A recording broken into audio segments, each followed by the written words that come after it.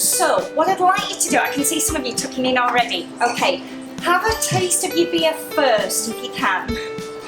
Then go to your food, and then go back to your beer. And have a think about what it's doing to the flavour profile of that beer.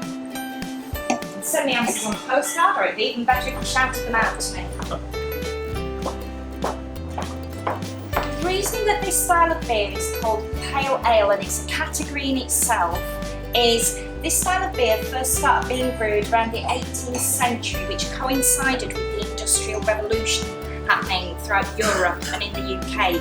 It was paler than most of the beers we had been used to drinking before.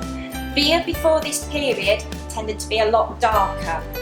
So when the Industrial Revolution happened, a lot of technological advances in malting and roasting and equipment used in breweries, we could control the colour of beer an awful lot more.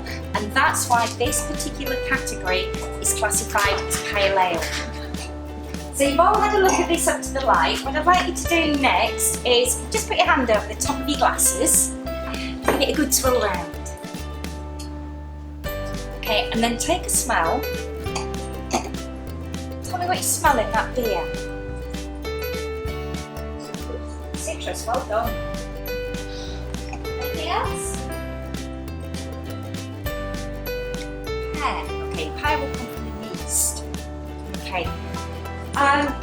This beer is almost a replica of what London brewers were doing back in that period in the 18th century. Basically, we got such a thirst for pale ales throughout this period. Believe it or not, we were having to import a lot of hops from California.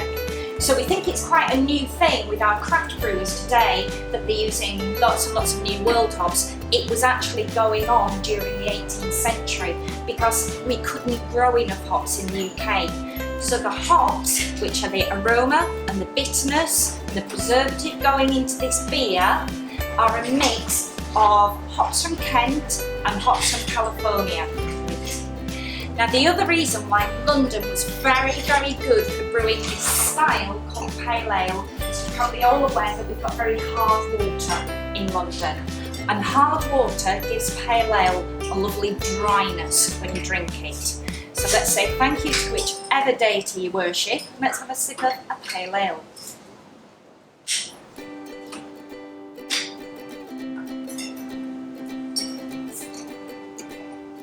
And you're probably going to get a real kind of myriad of flavours coming through in this.